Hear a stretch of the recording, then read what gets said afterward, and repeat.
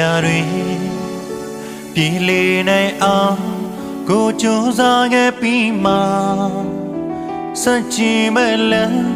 လျှောက်ခါသွားကြပြီမနှင်းစီရဲ့ချိန်မလွန်ခင်မှာဒီလိုချီမျိုးအဖြစ်စောမှန်းသိခဲ့ရင်အစချင်းကနေကအချစ်တွေမပေးဘူးလေ